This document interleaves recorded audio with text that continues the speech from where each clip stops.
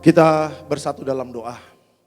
Kami mengucap syukur kami bisa masuk di bulan Oktober, masuk di minggu kedua. Semua karena kebaikan dan anugerah Tuhan. Oleh karena itu kami percaya hari demi hari kehidupan kami selalu ada penyertaan-Mu. Dan kami percaya firman-Mu adalah terang bagi langkah hidup kami. Kami tidak akan pernah tersesat. Kami percaya dengan melalui kebenaran firman Tuhan, iman kami dibangkitkan di akhir zaman ini. Kami tidak hidup dalam kebimbangan, kecemasan dan ketakutan, tetapi hidup karena percaya. Kami mengucap syukur dalam nama Yesus yang diberkati Tuhan. Sama-sama kita katakan, amin.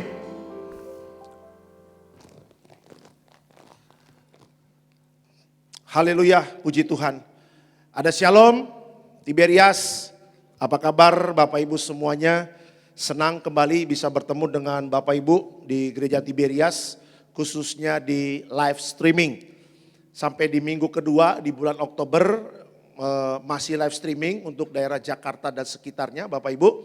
Tapi kita doa untuk minggu-minggu ke depan ya Jakarta nanti kita bisa ibadah tatap muka lagi ya. Puji Tuhan kalau daerah Bekasi, daerah Tangerang dan Cibubur kita masih bisa beribadah, artinya jemaat masih bisa datang ke gereja. Ya, senang kembali bisa bertemu dengan Bapak Ibu di live streaming. Doa saya setiap jemaat Tiberias yang nonton ya live streaming ini baik di seluruh cabang Tiberias ya, baik di dalam negeri maupun di luar negeri. Banyak juga yang di luar negeri nonton live streaming ini. Doa saya di akhir zaman ini tetap terpelihara sempurna, aman dalam perlindungan Tuhan dan percaya kita generasi minyak dan anggur yang selalu hidup dalam kekudusan, kita tidak akan pernah dirusakkan. Puji Tuhan. Oke, sekarang saya akan berbicara tentang akhir zaman Bapak Ibu. Bisa dikeluarkan judul khotbah saya, slide-nya. Nah ini dia, judul khotbah saya pada malam hari ini, akhir zaman seperti zaman Nuh.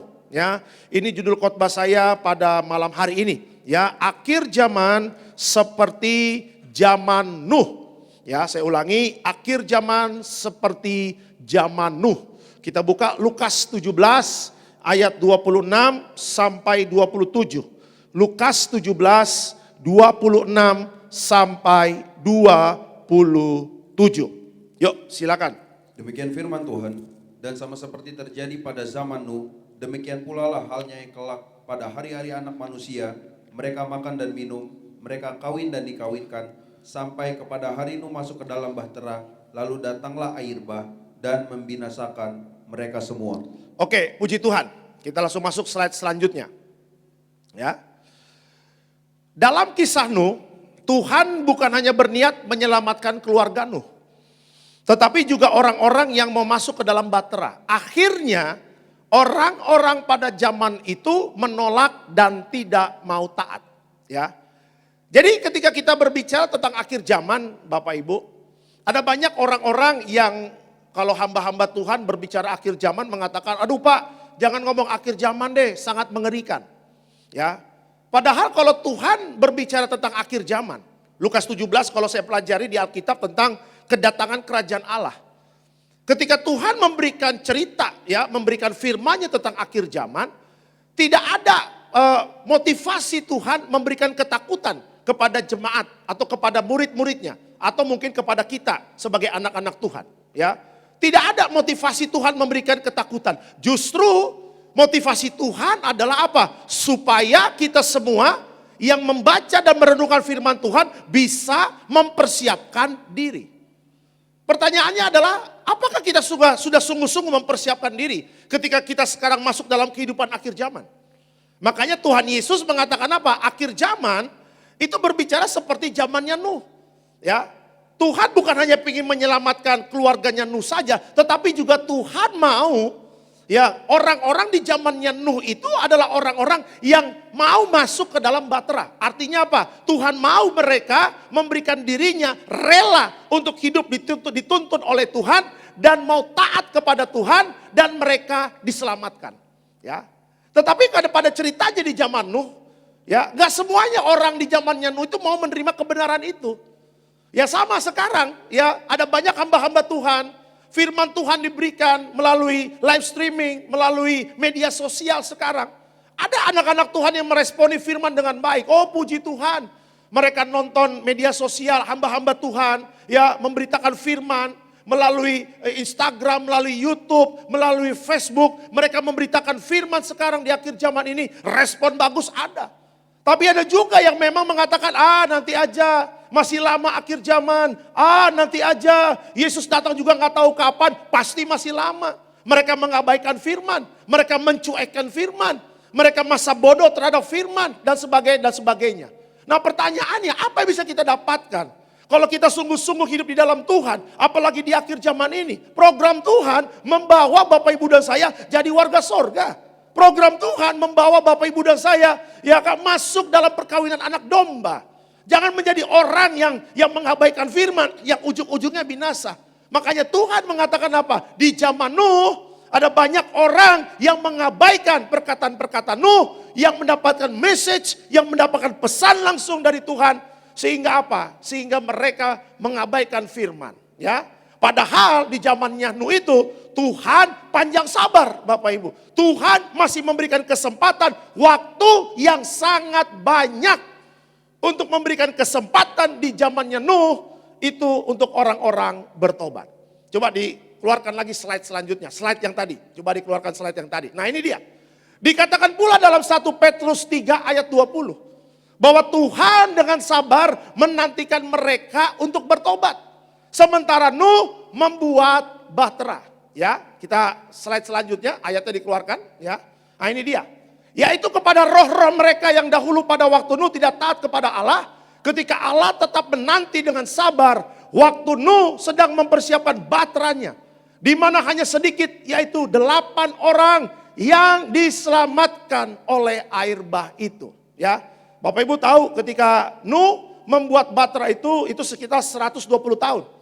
Ya, 120 tahun itu bukan waktu yang sebentar. Itu waktu yang sangat lama, ya. Nah, di waktu 120 tahun itu bagaimana Tuhan menunggu orang-orang bertobat. 120 tahun bukan waktu yang sebentar, Bapak Ibu. Itu 1 abad lebih dari 20 tahun. Ya, Tuhan menunggu 1 abad orang-orang untuk bertobat.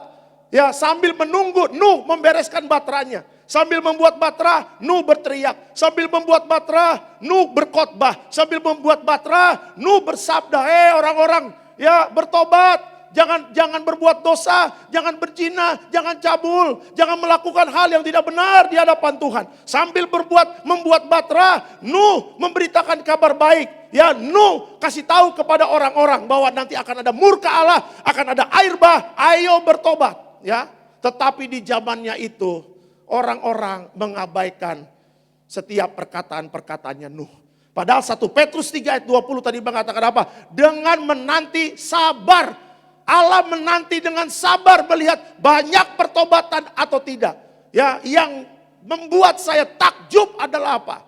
Ada banyak orang di zamannya Nuh itu hidup, tapi yang diselamatkan hanya 8 orang.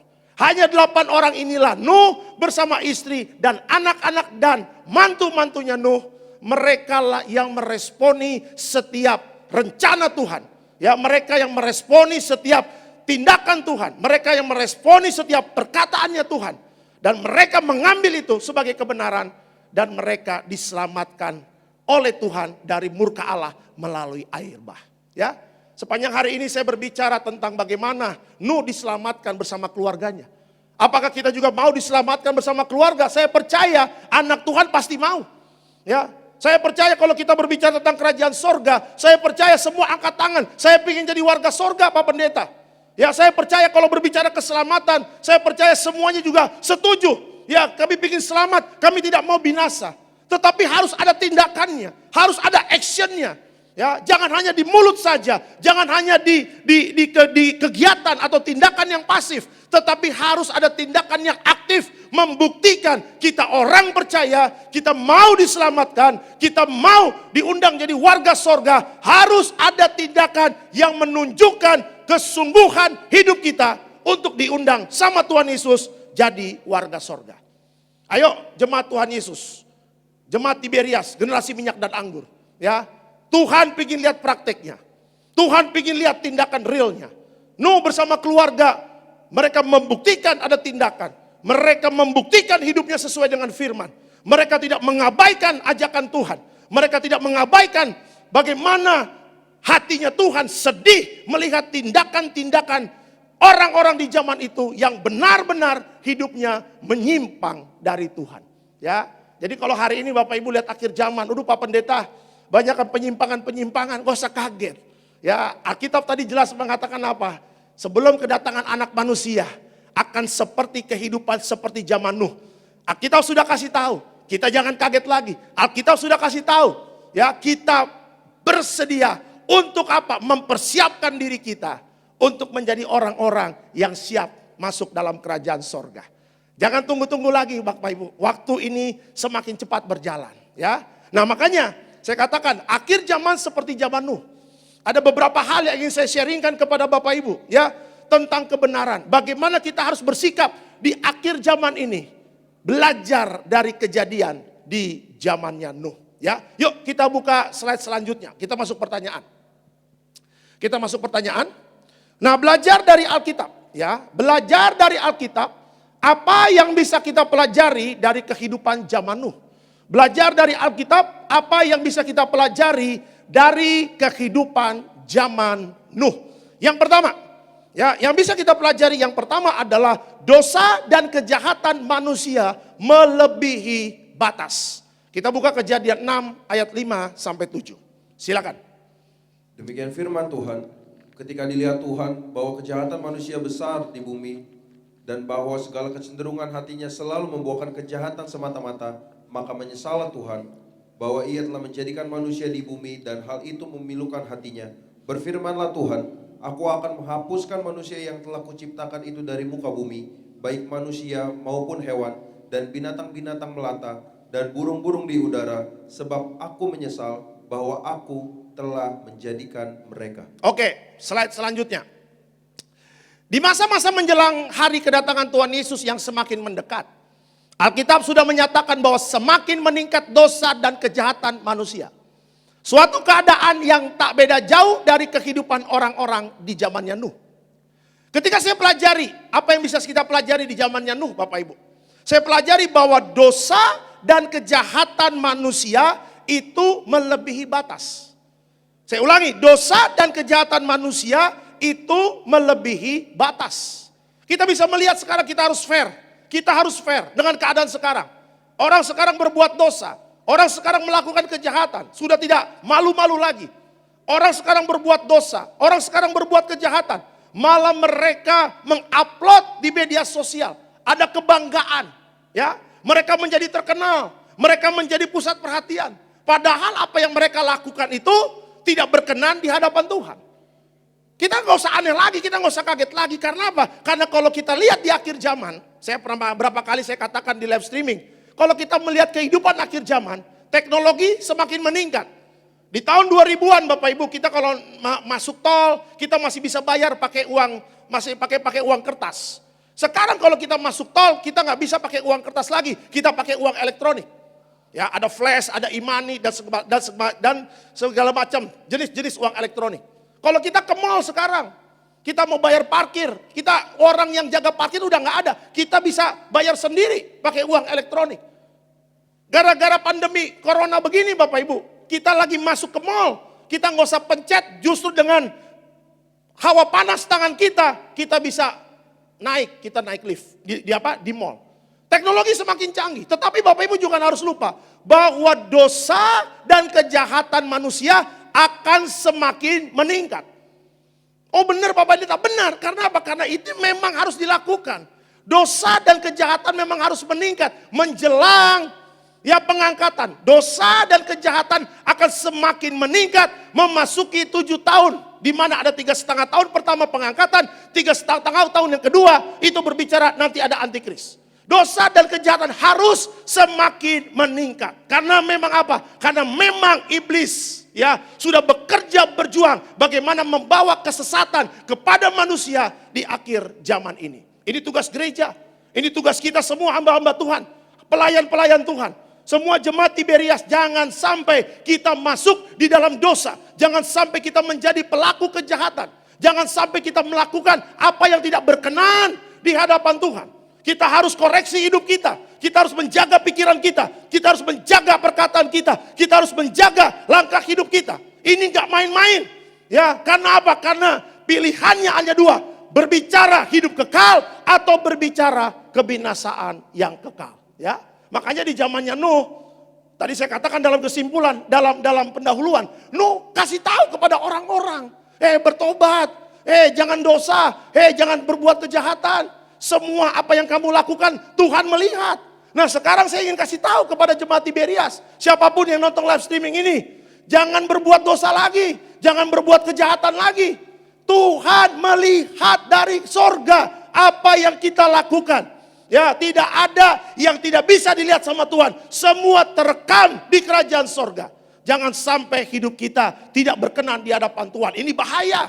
Ya, kita harus balik lagi menuju kepada Tuhan. Kita harus balik lagi bagaimana hidup kita sesuai dengan firman Tuhan. Ya, jangan sampai kita mengikuti dosa. Jangan sampai kita mengikuti kejahatan-kejahatan yang terjadi di akhir zaman ini. Tadi ketika sampai di Bekasi Bapak Ibu di BCP, ya saya sama tim kita lagi lihat handphone, lagi lihat media sosial, lagi lihat berita. Ya bagaimana ada berita viral di media sosial, bagaimana ada satu bapak memergoki istrinya, ya mohon maaf lagi selingkuh dengan laki-laki lain di hotel, dan suaminya itu bersama dengan security, ya mereka memergoki istrinya, lagi bersama laki-laki, ya selingkuhannya. Coba Bapak Ibu lihat, sekarang orang kayak begitu-begitu melakukan dosa sepertinya sudah biasa. Masuk media sosial lagi, diupload viral. Ya, apakah itu menyenangkan hati Tuhan? Tidak. Alkitab tadi mengatakan apa? Tuhan menyesal. Saya ketika baca ayat ini Bapak Ibu, bagaimana sebenarnya kasihnya Tuhan begitu besar. Ya, kasihnya Tuhan, cintanya Tuhan begitu besar terhadap manusia. Tetapi di kitab Kejadian tadi ada kata-kata Allah menyesal. Kenapa? Karena dunia manusia, ya manusia yang hidup di dalam dunia di zaman Nuh itu, mereka melakukan dosa dan kejahatan yang sangat-sangat memilukan hati Tuhan. Ya, jadi hidup ini sebenarnya menyenangkan hati Tuhan. Hidup ini sebenarnya apa? Bagaimana kita berkenan di hadapan Tuhan. Hidup ini berbicara apa? Bagaimana dengan hidup kita, dengan pekerjaan kita, dengan usaha kita, dengan bisnis kita, dengan pelayanan kita, kita bisa membuat Tuhan senang. Dengan apa yang kita lakukan menyenangkan hati Tuhan, otomatis kita bisa menjadi berkat bagi banyak orang. Ya, orang bisa melihat kehidupan kita. Orang bisa melihat, pekerjaan kita diberkati. Orang bisa melihat pelayanan kita ada dampak yang luar biasa. Ya, setiap kita melayani banyak jiwa yang bertobat. Tapi kalau kita hidupnya dosa, hidupnya ada kejahatan, bagaimana Tuhan bisa memberkati usaha kita? Kalau hidup kita ada dosa, hidup kita ada kejahatan, bagaimana usaha kita di akhir zaman ini mau berhasil? Kalau hidup kita ada dosa, hidup kita ada kejahatan, bagaimana pelayanan kita berdampak dan membawa jiwa-jiwa untuk kemuliaan nama Tuhan? Nggak bisa. Karena apa? Karena upah dosa adalah maut. Tapi upah bagi anak-anak Tuhan yang hidup dalam kebenaran firman Tuhan, ada buah-buah roh yang keluar dari hidupnya. Ada buah-buah roh yang bisa dirasakan oleh orang-orang di dalam sekelilingnya. Minimal dalam keluarga. Ayo Bapak Ibu, kita jangan kompromi dengan orang dunia. Orang dunia sekarang bikin dosa gila-gilaan. Orang dunia sekarang bikin kejahatan gila-gilaan. Semakin meningkat pesat. Ya, karena memang akan terjadi tingkat dosa dan kejahatan melebihi batas. Justru di akhir zaman ini, kita harus meningkatkan kekudusan kita. Kita harus meningkatkan kesucian kita. Kita harus tingkatkan kesalehan kita. Makanya Tuhan mengatakan apa? Jangan suam-suam kuku hidupmu. Kalau mau panas-panas, dingin-dingin. Ya, jangan suam-suam kuku. Kalau memang mau jahat, jahat sekalian. Tapi kalau memang mau kudus, kuduslah, sucilah, salehlah sekalian. Jangan kompromi. Ya, jangan lihat kiri, jangan lihat kanan. Ini sudah akhir zaman. Ya, saya percaya Bapak Ibu ketika Nuh itu berteriak-teriak tentang pertobatan, berteriak-teriak tentang jangan hidup dalam dosa dan kejahatan. Orang-orang mungkin meledek Nuh, mengabaikan Nuh. Tetapi ketika Nuh dan keluarganya, 8 orang, hanya 8 orang, mereka diselamatkan. Batra ditutup, air bah sudah mulai muncul. penyesalan yang tidak ada gunanya itu terjadi kepada orang-orang dunia. Ya, catat baik, jangan sampai penyesalan itu terjadi. 5 gadis bijaksana, 5 gadis bodoh. Ya, yang bijaksana benar-benar hidupnya menjauhkan dari dosa, menjauhkan dari kejahatan, mempersiapkan minyak mereka tidak sampai habis. Ketika mulai habis diisi lagi, ketika udah habis minyaknya diisi lagi, terus berjaga-jaga, terus standby, ya terus berdoa berjaga-jaga. Ya, tidak hidup dalam dosa, tidak hidup dalam kejahatan. Karena apa? Karena 5 gadis bijaksana tahu mempelai akan datang. Anak Tuhan pasti tahu, bukan pasti tahu lagi, sudah tahu bahwa mempelai itu akan datang. Ayo, sebagai mempelai kita yang akan dijemput oleh Allah. Jangan kita hidup di dalam dosa. Jangan kita hidup di dalam kejahatan. Karena kalau kita hidup dalam dosa dan kejahatan, mempelai dari kerajaan sorga tidak akan menjemput kita. Kita akan binasa selama-lamanya. Jadi apa yang saya pelajari, ya menurut Alkitab, kita belajari di zamannya Nuh. Ya, pertama di zamannya Nuh, dosa dan kejahatan melebihi batas. Sangat-sangat meningkat. Saya doa jemaat Tiberias, hidupnya bukan dosa, hidupnya tidak melakukan kejahatan, tetapi hidupnya suci, hidupnya saleh, hidupnya berkenan di hadapan Tuhan. Karena itulah yang Tuhan mau dalam hidup kita. Beri kemuliaan untuk Tuhan Yesus. Itu yang pertama. Yang kedua, kita lanjut. Yuk, yang kedua. Apa yang bisa kita pelajari dari kehidupan zaman Nuh? Nah, ini dia. Nuh dapat lulus dengan anugerahnya Tuhan. Saya ulangi, Nuh dapat lulus dengan anugerahnya Tuhan. Apa maksudnya? Kita baca dulu Alkitab kita. Kejadian 6, 8 sampai 13. Yuk, silakan. Demikian firman Tuhan, tetapi Nuh mendapat kasih karunia di mata Tuhan. Inilah riwayat Nuh. Nuh adalah seorang yang benar dan tidak bercela di antara orang-orang sejamannya. Dan Nuh itu hidup bergaul dengan Allah. Nuh memperanakan 3 orang laki-laki, Sem, Ham, dan Yafet. Adapun bumi itu telah rusak di hadapan Allah dan penuh dengan kekerasan. Allah menilai bumi itu dan sungguhlah rusak benar, sebab semua manusia menjalankan hidup yang rusak di bumi. Berfirmanlah Allah kepada Nuh, aku telah memutuskan untuk mengakhiri hidup segala makhluk, sebab bumi telah penuh dengan kekerasan oleh mereka. Jadi aku akan memusnahkan mereka bersama-sama dengan bumi. Oke, kita masuk slide selanjutnya. Kita di akhir zaman ini mendapatkan anugerah Tuhan untuk bisa lulus hidup selalu berkenan di hadapan Tuhan. Sebab itu peliharalah kekudusan baik-baik dan hidup taat dipimpin oleh Roh Kudus, ya. Jadi Bapak Ibu, kita jelas melihat kehidupannya Nuh. Nuh mendapatkan anugerah dari Tuhan. Apa Pak Pendeta maksud dari anugerah? Nuh mendapatkan kesempatan bersama keluarganya untuk membuktikan hidupnya berkenan atau tidak di hadapan Tuhan.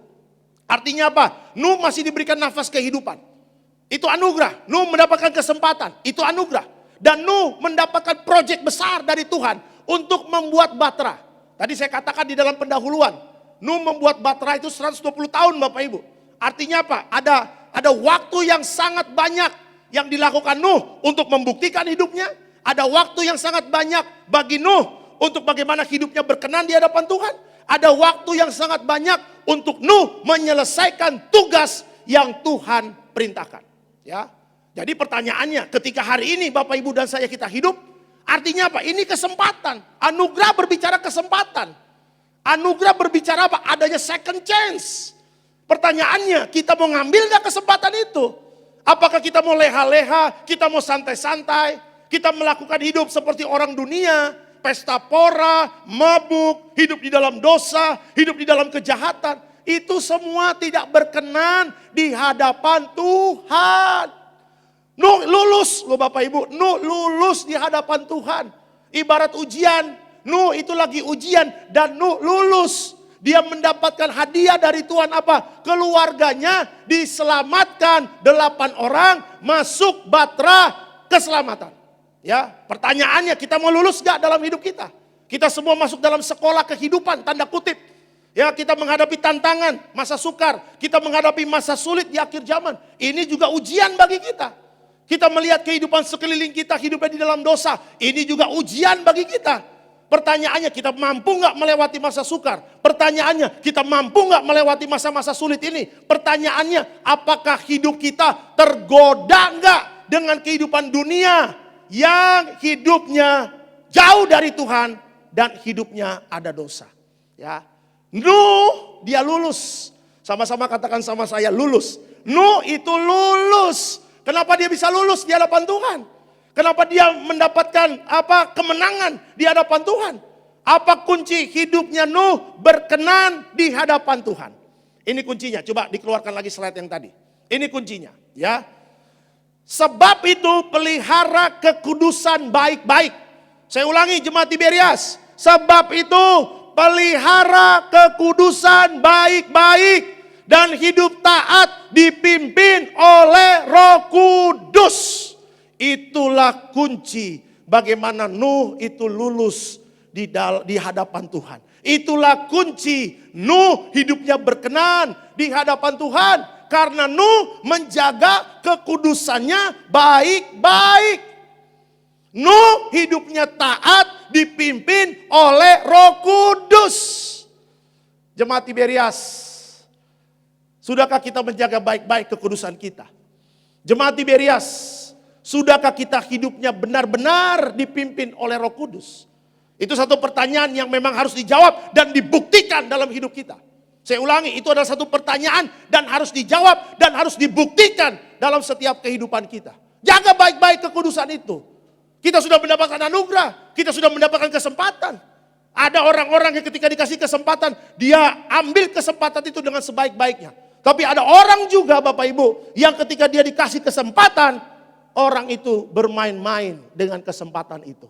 Makanya tadi saya kasih contoh, di pagi di Bekasi, saya teringat kembali bagaimana gereja Tiberias, gembala sidang kita, Bapak Pendeta Dr. S. Pariaji memberikan kesempatan kami untuk sekolah. Dapat beasiswa S2, beberapa pendeta, termasuk saya, puji Tuhan. Saya ambil kesempatan itu dengan baik. Saya ambil kesempatan itu dengan sungguh-sungguh. Walaupun dalam ceritanya juga kita memang berjuang juga untuk kuliah. Pelayanan, kuliah, berjuang. Waktu itu saya masih khotbah di Manado, ya, pergi Sabtu, pulang Senin subuh, malamnya kuliah lagi, ya. Dulu waktu belum nikah di Bogor, dari Bogor saya ke Karawaci bersama teman-teman, kita kuliah di sana. Padahal masih jet lag, masih capek, masih ngantuk, tapi harus berjuang. Hidup ini memang berjuang. Hidup ini memang harus punya tekad yang kuat. Untuk menjaga kekudusan, itu memang harus punya tekad yang kuat. Untuk menjaga kekudusan baik-baik, itu harus punya keteguhan hati, harus punya kemauan yang benar. Ya, dan kalau mau ada kemauan yang benar, ada keteguhan hati, ya, ada semangat yang luar biasa, berikanlah hidupmu untuk dipimpin sama Roh Kudus, ya. Kalau hidup kita nggak jaga kekudusan baik-baik, waduh, kita mau kasih apapun kepada Tuhan, kata Tuhan bukan ini yang aku minta. Tapi kekudusanmu itu yang aku minta. Ya, jaga hidupmu itu yang aku minta. Nuh orang yang biasa kok, hidup seperti Bapak Ibu dan saya. Tapi kenapa Nuh disayang Tuhan? Kenapa Nuh dan keluarganya diselamatkan? Hanya 8 orang diselamatkan. Karena Nuh bersama keluarganya, dia menjaga kekudusan baik-baik dan hidupnya taat dipimpin oleh Roh Kudus. Ya, hari ini kita melihat bahwa kekudusan itu harga mati. Kekudusan itulah yang menyenangkan hati Tuhan. Ayo jemaat Tiberias, kita punya gereja, mempunyai visi misi, mempersiapkan jemaat yang kudus, misionaris dan siap ke sorga. Kata pertama itu adalah mempersiapkan jemaat yang kudus. Artinya apa? Kehidupan kita sebagai jemaat Tiberias harus kudus. Gak bisa tawar-menawar lagi. Kita adalah gereja yang memang sudah dijanjikan Tuhan di ruang Maha Kudus. Kita punya Allah yang kudus. Jadi kalau nggak ada kekudusan, bagaimana kita bisa masuk ke daerah yang sangat spesial itu, ke lingkungan yang sangat spesial itu? Gak bisa. Nuh dan hamba-hamba iman yang lain, pahlawan-pahlawan iman yang lain, mereka mati-matian berjuang menjaga kekudusan. Ya, jadi hari ini mati-matianlah, berjuanglah menjaga kekudusan. Karena target kita bukan pelataran, target kita adalah ruang Maha Kudus. Ruang Maha Kudus ada Allah yang kudus bertakhta di sana. Anak domba Allah, ada Yesus Allah yang kudus. Di ruang Maha Kudus adalah tempat orang-orang kudus berkumpul. Ya, di ruang Maha Kudus adalah orang-orang yang dari hidupnya di bumi mereka menjaga kekudusannya baik-baik dan hidup taat dipimpin oleh Roh Kudus, mereka layak untuk masuk di ruang Maha Kudus. Dan puji Tuhan, gereja Tiberias, jemaat Tiberias dikasih lihat melalui gembala. Pak Riaji lihat, jemaat Tiberias sangat banyak di sorga, berbajukan putih. Apa artinya? Berbajukan kekudusan. Kita jemaat Tiberias, kita selalu hidup ibadah, kita selalu di dalam ibadah, dalam kehidupan sehari-hari. Kita selalu ada darah Yesus, kita diurapi dengan minyak. Ini salah satu faktor X yang sangat besar. Faktor terbesar bagaimana kita menyatu dengan tubuh dan darah Yesus dan selalu diurapi dengan minyak. Kalau kita sudah menyatu dengan tubuh dan darah Yesus, kita diurapi dengan minyak, kita harus hidup menjaga kekudusan. Jangan main-main, ada banyak orang, Senin sampai Jumat bikin dosa, hari Sabtunya, wah darah Yesus, aku percaya Tuhan aku diampuni, minggu depannya begitu lagi. No, jangan hidup begitu. Kalau kita sudah sadar, kita mendapatkan anugerah, kesempatan, ambil kesempatan itu. Hiduplah dalam pertobatan, jagalah kekudusan baik-baik. Ya, hiduplah taat dipimpin oleh Roh Kudus. Ada godaan, kita berani tolak. Ada ajakan yang tidak benar, kita berani tolak. Ya, ada tantangan ya yang harus memang membuat kita jatuh dalam dosa, kita bisa tolak. Hidup kita ada kuasa. Ya, mendingan kita berjuang, jungkir balik selama kita hidup. Tapi kita mendapatkan tempat yang sangat indah, tempat yang luar biasa di kerajaan sorga, ruang Maha Kudus. Kita akan selama-lamanya di sana. Ya, di bumi paling berapa hidup? Ya, Nuh hidupnya Nuh mati juga. Abraham juga mati juga. Ya, hidup manusia paling banyak 120 tahun. Ya, tapi di alam roh bermiliar-miliar tahun. Mau masuk sorga bermiliar-miliar tahun atau memang mau binasa juga bermiliar-miliar tahun. Keputusan ada di tangan kita masing-masing. Tapi doa saya belajar dari Nuh. Nuh mendapatkan anugerah, mendapatkan kesempatan. Dia menjaga hidupnya dengan kekudusan baik-baik. Dan hidupnya taat kepada Roh Kudus. Doa saya jemaat Tiberias hari ini, mari kalau kita mau lulus hidup di hadapan Tuhan, hidup berkenan di hadapan Tuhan, jagalah kekudusan baik-baik. Dan hiduplah taat dipimpin oleh Roh Kudus. Saya percaya kita akan lulus di hadapan Tuhan dan dimateraikan jadi warga sorga. Beri kemuliaan untuk Tuhan Yesus. Haleluya. Itu yang kedua. Jadi apa bisa kita pelajari dari kehidupan zaman Nuh? Yang kedua adalah Nuh dapat lulus dengan anugerah Tuhan. Kesempatan yang Tuhan berikan, Nuh ambil dengan sebaik-baiknya. Dia menjaga kekudusan baik-baik dan hidup taat dipimpin oleh Roh Kudus. Itu yang kedua. Ya. Yang ketiga terakhir. Yuk, yang ketiga terakhir. Bagaimana kita bisa pelajari dari kehidupan di zaman Nuh? Apa yang bisa kita pelajari dari kehidupan zaman Nuh? Nah ini dia. Yang ketiga adalah masuklah dalam bahtera keselamatan. Yang ketiga adalah masuklah dalam bahtera keselamatan. Kita buka Kejadian 6 ayat 18. Yuk silakan. Demikian firman Tuhan, tetapi dengan engkau aku akan mengadakan perjanjianku dan engkau akan masuk ke dalam bahtera itu, engkau bersama-sama dengan anak-anakmu dan istrimu dan istri anak-anakmu. Oke, kita lanjut keterangannya. Hanya tersedia satu jalan menuju kerajaan sorga. Sama seperti Allah hanya menyediakan satu pintu untuk masuk ke dalam bahtera keselamatan. Dan pintu itu adalah Tuhan Yesus. Jadi kalau kita belajar di zamannya Nuh membuat bahtera sesuai dengan perintahnya Tuhan. Itu adalah bayang-bayang bagaimana Yesus di perjanjian baru. Jadi Nuh dan keluarganya diselamatkan dalam satu bahtera. Ketika Yesus datang dalam perjanjian baru, kita nggak perlu bahtera lagi di zaman Nuh. Kita hanya butuh Yesus, Bapak Ibu. Ya, Yesus adalah bahtera keselamatan kita. Jadi kalau hari ini Bapak Ibu dan saya percaya kepada Yesus. Yesus itu siapa sih? Dia Tuhan. Dia juru selamat. Akulah jalan kebenaran dan hidup. Tidak ada seorang pun yang menuju Bapa. Tidak seorang pun yang masuk sorga tanpa melalui aku. Yesus jelas mengatakan seperti itu. Jadi kalau hari ini kita sudah menerima Yesus, menerima keselamatan itu, dijaga keselamatan itu Bapak Ibu. Ya, jangan sampai kita hidup dalam dosa, jangan sampai kita hidup dalam kejahatan. Jangan sampai kita meninggalkan hidup dalam kekudusan.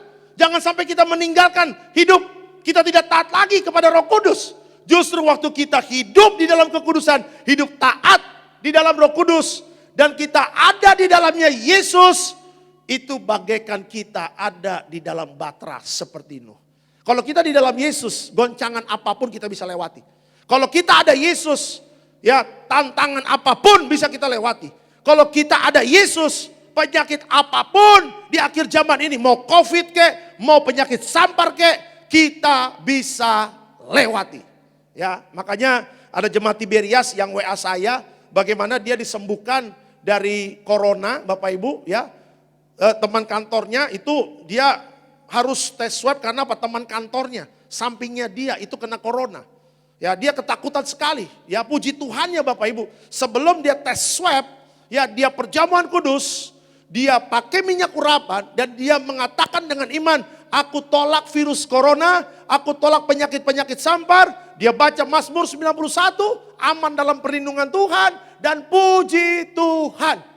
Ketika dia dites swab, Bapak Ibu, dia negatif dari corona. Ya, makanya dia membagikan kesaksian di WA. Terus saya katakan, bro, saya izin nanti ingin bagikan kesaksian ini di live streaming. Bagikan saja Pak Pendeta.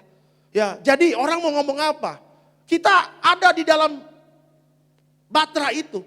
Kita ada di dalam perlindungan Tuhan. Kita ada di dalam Yesus. Yesus di dalam kita. Kita ada di dalam Yesus. Waktu kita menyatu dengan tubuh dan darah Yesus. Jelas kita ada di dalam Yesus. Yesus ada di dalam kita. Inilah batra keselamatan kita. Kita aman dalam perlindungan Tuhan.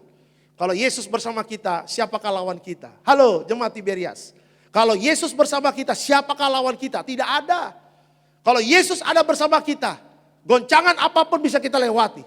Kalau Yesus bersama kita, apapun dunia sedang mengalami kesulitan, kesukaran, goncangan resesi di mana-mana. Tapi bersama Yesus kita bisa melihat pintu berkat itu terbuka dan menghampiri dalam setiap kehidupan kita. Ya, makanya ayo bersama Yesus itu indah. Tapi memang kita diizinkan Tuhan mengalami proses demi proses. Bersama Yesus itu luar biasa. Didikannya itu indah. Ya, proses kehidupannya itu membuat kita bukan menjadi anak gampangan, tetapi menjadi anak-anak perjanjian. Kita bukan menjadi anak-anak yang melawan, kita bukan menjadi anak-anak yang meninggalkan kewajiban kita, tetapi kita anak-anak Tuhan yang bertanggung jawab. Ketika kita memilih Yesus, kita bertanggung jawab. Kita mau taat kepada perintahnya. Kita mau melakukan hidup sesuai dengan apa maunya Tuhan. Ya, karena kita sudah memilih Yesus.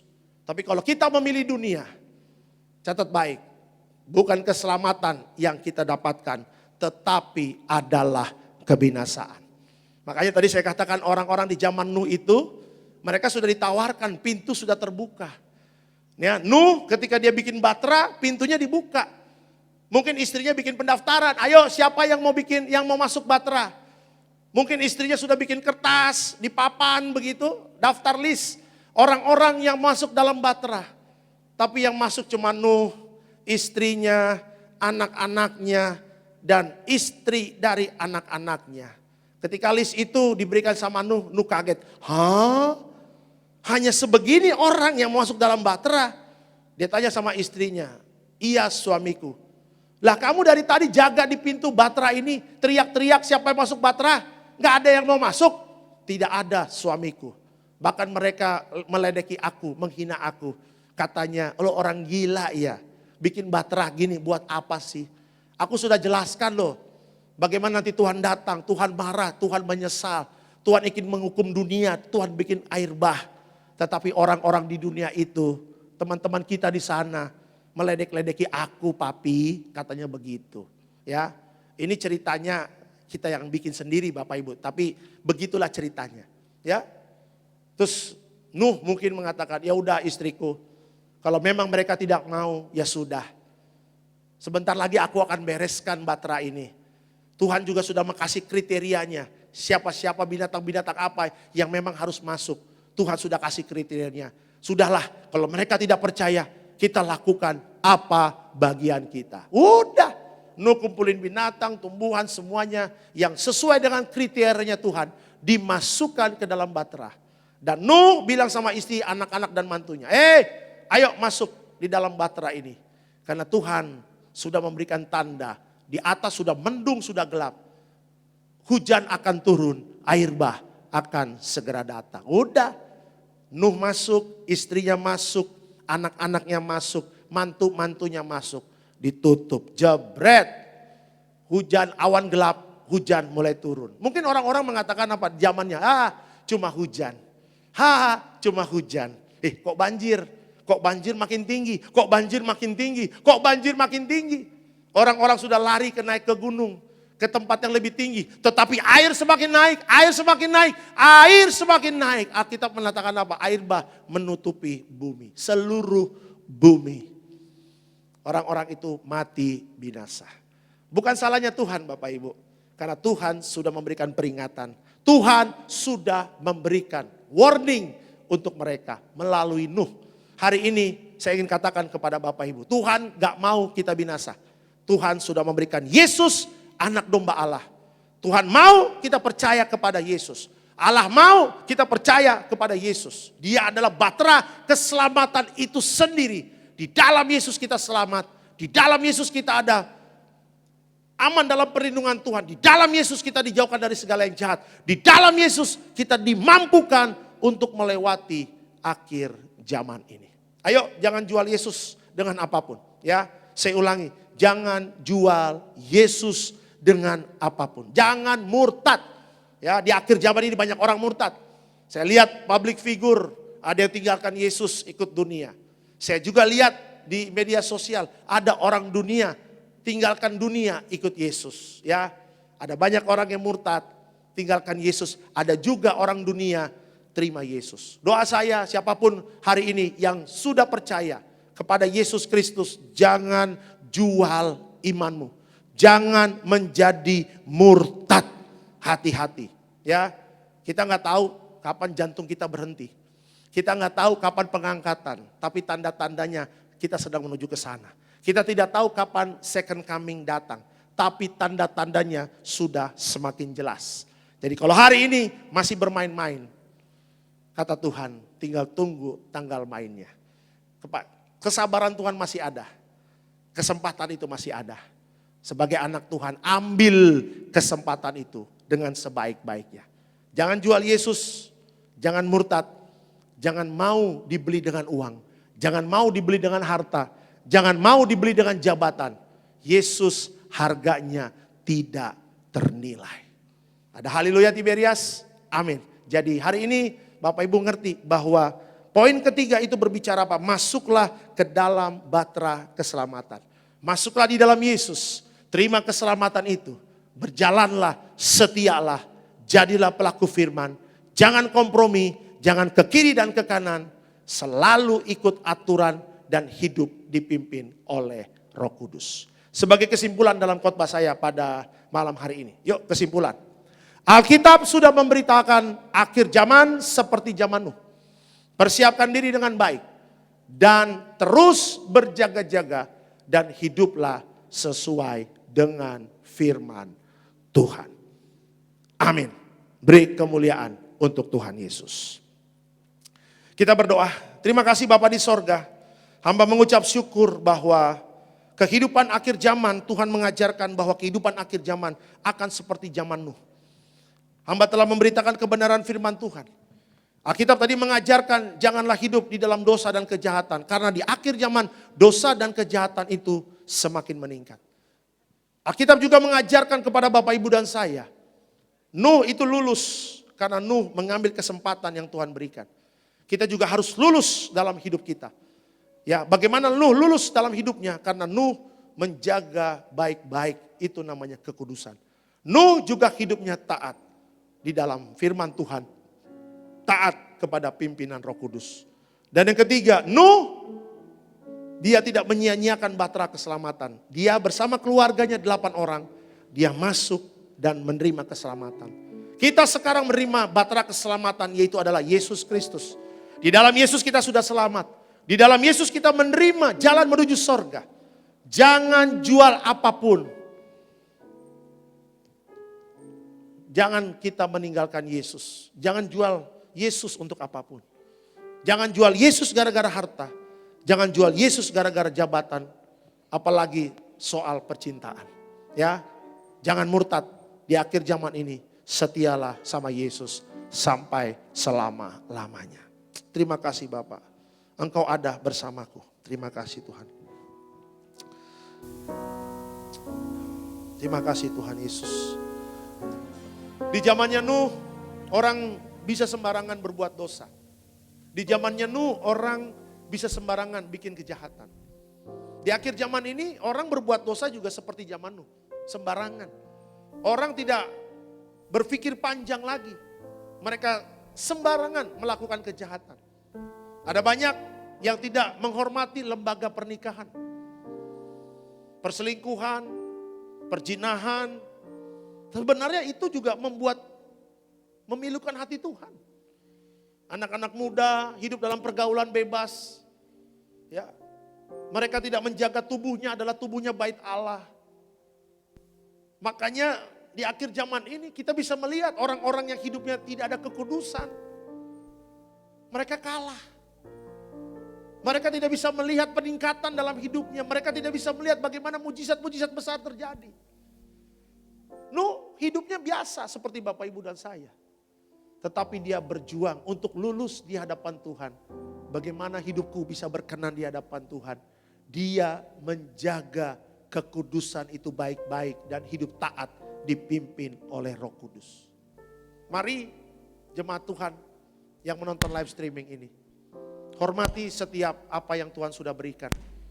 Hormati lembaga pernikahanmu. Hormati tubuhmu adalah bait Allah yang sudah ditebus oleh darah Yesus. Kerjakanlah bagianmu dengan sebaik-baiknya. Pelayananmu dengan sebaik-baiknya. Studimu dengan sebaik-baiknya. Usahamu dengan sebaik-baiknya. Lakukanlah itu bukan untuk manusia, tapi lakukanlah itu untuk Tuhan. Selagi masih ada waktu, kita berikan yang terbaik untuk Tuhan. Terima kasih Bapak, terima kasih Tuhan Yesus untuk firman pada malam hari ini. Sebentar kami juga akan menyatu dengan tubuh dan darah Yesus, tapi sebelumnya kami berdoa, kami akan memberikan yang terbaik. Selama Yesus menjadi gembalamu, gembalaku, kita tidak akan pernah kekurangan. Tuhanlah gembalaku, tak akan pernah kekurangan aku. Kami siap memberikan yang terbaik. Dalam nama Yesus yang diberkati Tuhan, sama-sama kita katakan amin. Haleluya, kita berikan tepuk tangan yang meriah bagi nama Tuhan kita yang luar biasa. Mari Bapak Ibu jemaat Tuhan terkasih, bagi Bapak Ibu jemaat Tuhan terkasih yang ingin memberikan persembahan, Bapak Ibu jemaat Tuhan terkasih dapat memberikan persembahan melalui transfer ke rekening Gereja Tiberias Indonesia. Ada 3 nomor rekening yang disediakan bagi Bapak Ibu jemaat Tuhan terkasih. Yang pertama, rekening Gereja Tiberias Indonesia melalui BCA KCU Gajah Mada dengan nomor rekening 01230177771 atau melalui Bank Mandiri Kemang Raya dengan nomor rekening 1260004328331. Khusus bagi Bapak Ibu jemaat Tuhan terkasih yang ingin memberikan persembahan dalam bentuk mata uang dolar US, Bapak Ibu jemaat Tuhan terkasih dapat melakukan transfer ke BCA USD KCU Gajah Mada dengan nomor rekening 01230183227. Harap Bapak Ibu jemaat Tuhan terkasih hanya mentransfer ke nomor rekening atas nama Gereja Tiberias Indonesia.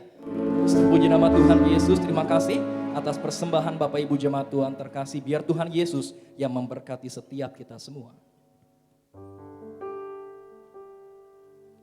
Mari bersama-sama kita siapkan hati kita untuk masuk dalam perjamuan kudus. Saudara sekalian, kita akan menyatu dengan tubuh dan darah Yesus.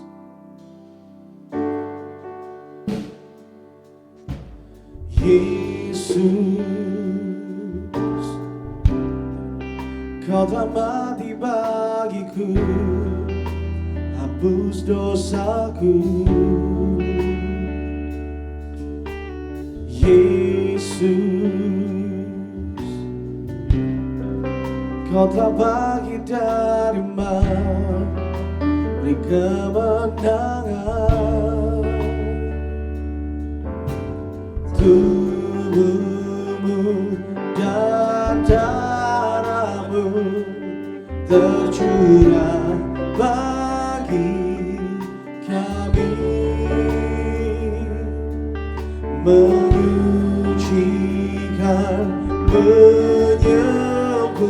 bukan sempurnakan hidup kami. Kita bangkit ini bersama, kita sambut tubuh dan darah Yesus. Tubuhmu dan darahmu tercurah bagi kami,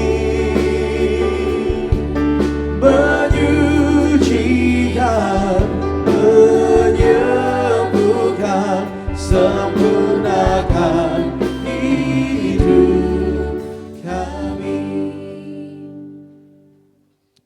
Puji Tuhan, sudah banyak kesaksian-kesaksian bahwa jemaat-jemaat atau ada keluarganya kena COVID melalui perjamuan kudus dan diurapi dengan minyak. Mereka berangsur-angsur pulih. Makanya Gereja Tiberias benar-benar ingin kasih tahu kepada Bapak Ibu, ayo kita sungguh-sungguh perjamuan kudus. Kita sungguh-sungguh mengurapi hidup kita dengan minyak urapan. Ya, kita percaya kita aman dalam perlindungan Tuhan. Makanya kalau ada yang sakit, keluarganya ayo kasih perjamuan kudus. Tiberias mempersiapkan hal itu. Jadi bersyukur ada hamba-hamba Tuhan yang memang ditunjuk oleh Bapak Gembala untuk mendoakan. Dan hasilnya sudah terbukti.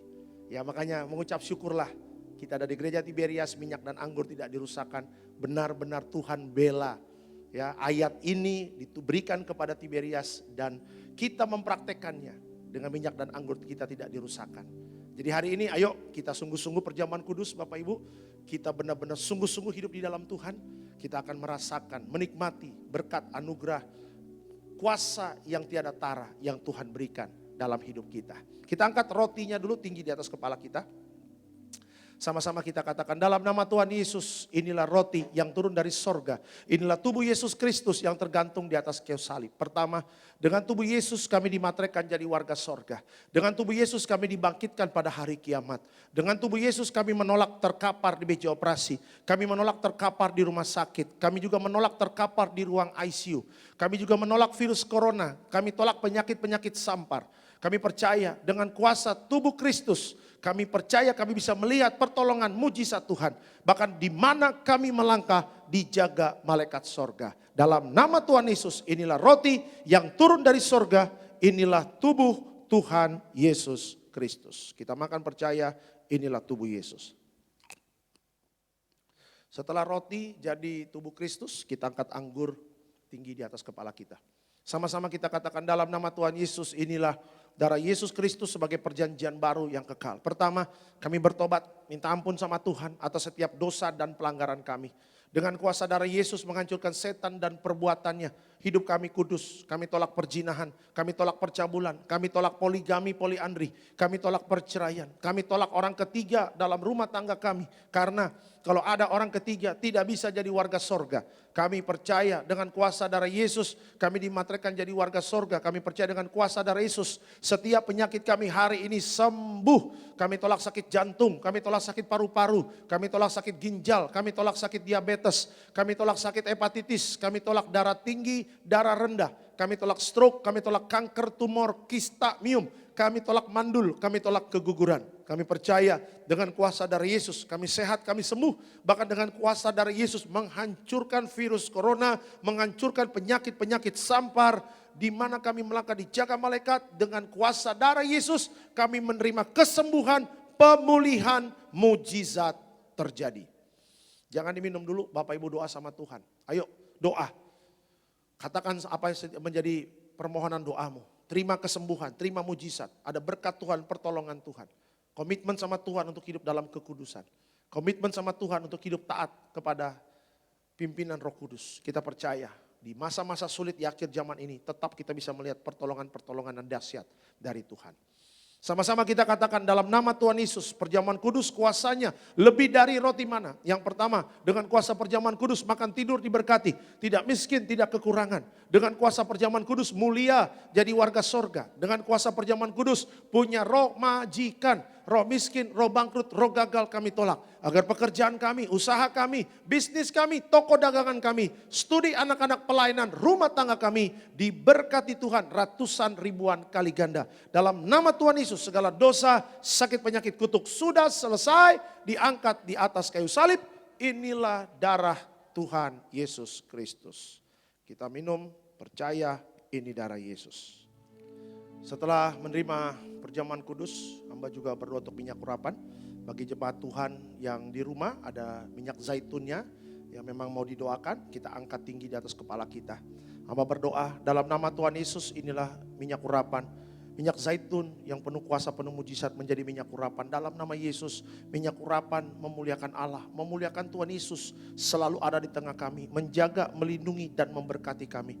Dengan kuasa minyak urapan menghancurkan setan, sembuhkan orang sakit. Dengan kuasa minyak urapan kami ada wibawa ilahi. Dengan kuasa minyak urapan di mana kami melangkah dicekam malaikat surga. Dengan kuasa minyak urapan kami percaya aman dalam perlindungan Tuhan. Kami tidak kena virus corona, kami selalu aman dalam perlindungan Tuhan. Malaikat surga menjaga setiap langkah kami. Dalam nama Tuhan Yesus, inilah minyak urapan. Yang di rumah, minyak urapannya bisa dipakai ya, diurapi ya. Kalau ada yang sakit, organ-organ tubuh yang sakit bisa diurapi. Mau rumah juga bisa diurapi, kantor ya, kendaraan diurapi. Kita aman dalam perlindungan Tuhan. Mari Bapak Ibu kita berdoa.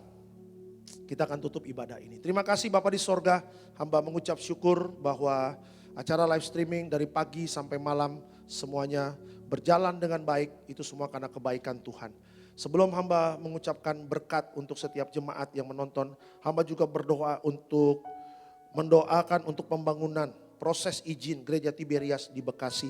Hamba berdoa agar proses izin untuk pembangunan Gereja Tiberias di Bekasi semuanya lancar. Dari mulai awal, dari mulai izin sampai nanti pembangunan, sampai nanti finishing dalam pembangunannya. Hamba berdoa dalam nama Tuhan Yesus semuanya lancar. Kami tolak segala hambatan, kami tolak segala rancangan-rancangan si jahat yang ingin menggagalkan rencana pembangunan Gereja Tiberias di daerah Bekasi. Kami tolak dalam nama Tuhan Yesus. Kami percaya sebagaimana Tuhan juga memberikan izin Gereja Gading Nias ini berdiri di Kelapa Gading, Tuhan juga akan membantu, memberikan pertolongan, mujizat Tuhan. Akan ada gereja besar di Bekasi, Gereja Tiberias, dan kita percaya pertolongan Tuhan dahsyat untuk Gereja Tiberias. Terima kasih Bapak di sorga. Hamba juga berdoa untuk gembala sidang kami, Bapak Pendeta Dr. Yesaya Pariaji bersama Ibu Darniati Pariaji. Hamba berdoa agar Bapak dan Ibu Gembala selalu sehat, umur panjang, diberkati Tuhan.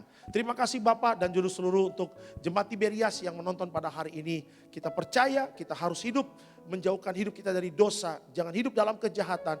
Kita harus lulus dalam menjalani kehidupan, hidup berkenan di hadapan Tuhan, menjaga kekudusan baik-baik dan hidup taat kepada pimpinan Roh Kudus. Dan kita tetap setia di dalam Tuhan Yesus adalah batra keselamatan yang sesungguhnya. Kita percaya di akhir zaman ini kita tidak kena virus corona. Tapi kalau ada yang kena virus corona, percaya dengan kuasa minyak dan anggur, darah Yesus dan diurapi dengan minyak, sudah ada banyak kesaksian, disembuhkan, mujizat terjadi.